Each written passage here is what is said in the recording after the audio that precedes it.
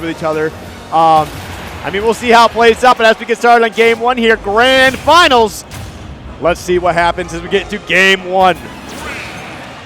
These two fought on the winner's side of bracket. I believe it was a 3-1 in favor of MkLeo and Sisqui, but we did not see the Zero Suit come out, so this is going to be a different song and dance. Yeah, but I mean, this is actually something I believe Leo's more, comfortable with. He's used to the Mars ZSS, so he may be able to use his experience to try and put some pressure on the Mars,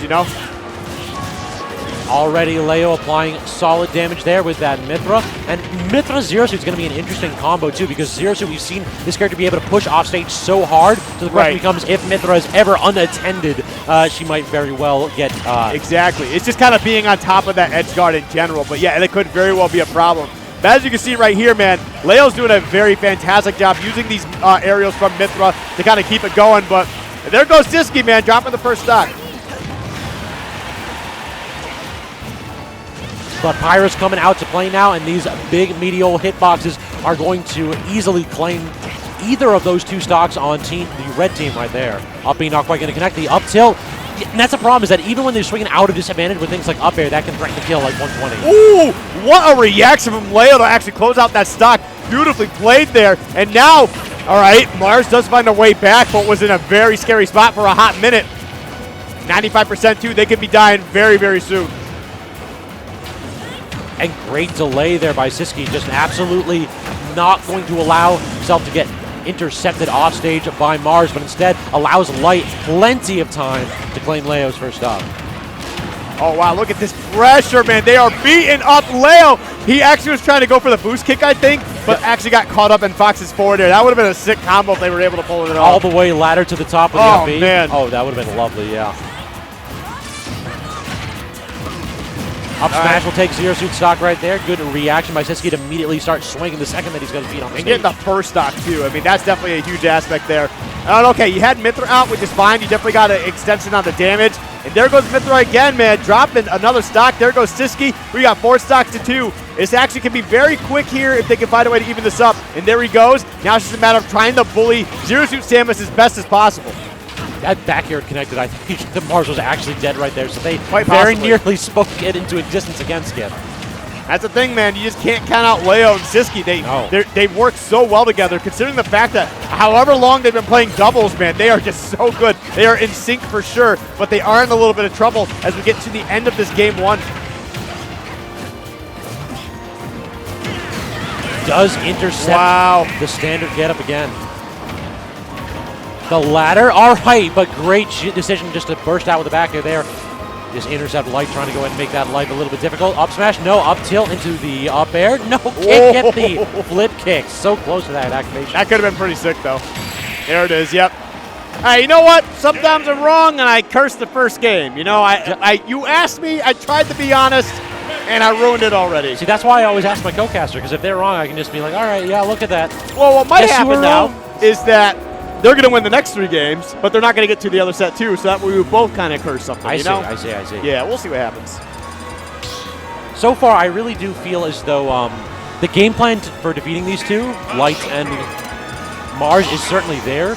The execution just a little bit off every now and then. It felt like there were 2 or 3 opportunities where Sisqui, if the back air was a little bit earlier, he could have killed Mars super early. For Leo, if he caught the perfect hitbox, he could have killed Light super early.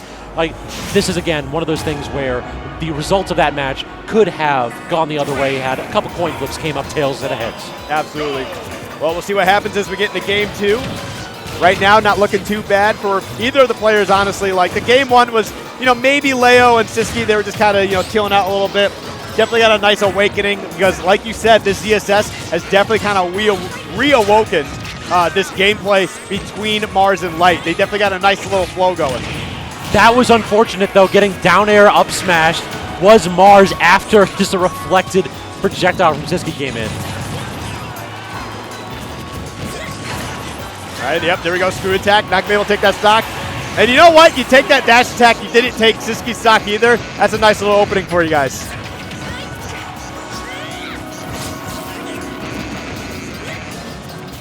All right, right there.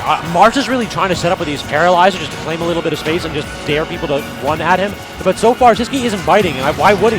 You get those projectiles plus his air, he can definitely swing from a safe distance. There we go, the get-up attack. All right, in the back here, going to be able to close out that stock, evening things up here a little bit. However, Fox could be disappearing here very soon. And so far, I've been really stunned that we haven't really seen the predictable recovery of Pyramithra get intercepted whatsoever. Leo has just shown himself to be so adept at covering his one weakness with this character. Like the neutral game, solid. Kill power, solid. Frame data, incredible. Recovery's the only weakness, and so far Mars hasn't been able to intercept him. Can he get it right there? No, again, just dropping low so perfectly. Oh, geez, going way up. Not going to be able to take that stock.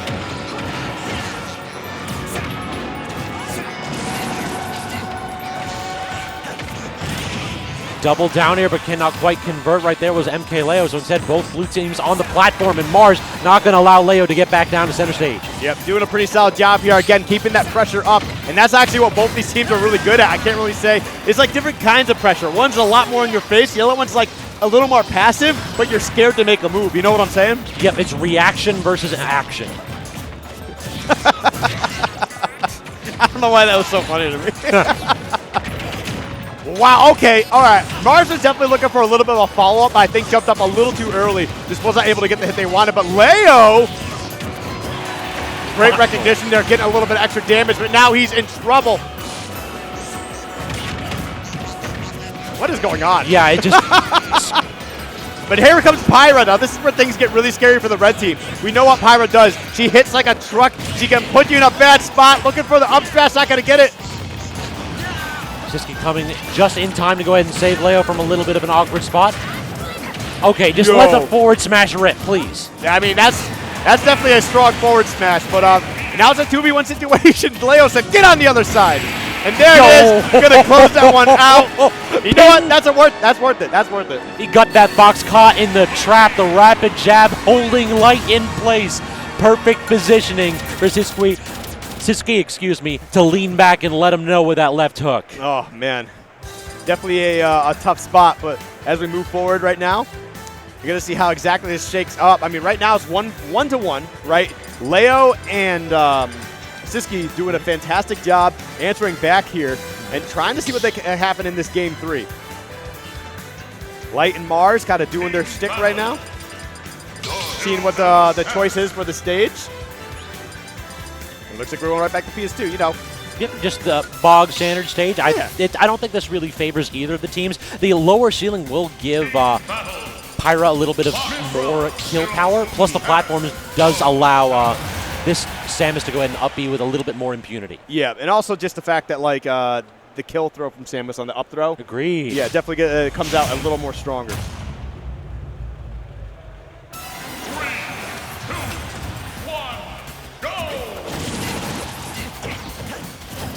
All right, let's get it started here. And again, that's that trademark aggression from MkLeo's Mithra. Just running in and immediately starting things off with a bang, allowing Sisqui to back up into the corner and start charging his projectiles and just getting this safe pressure going. Get the down air out of light. No, unable to connect, but does connect with the up B. There we go, trying to get some pretty solid damage here. Sisqui already doing a pretty solid job. Only 30 seconds in, but I mean, with the way that damage has been building up between these two, you're doing pretty solid defensively here, you know?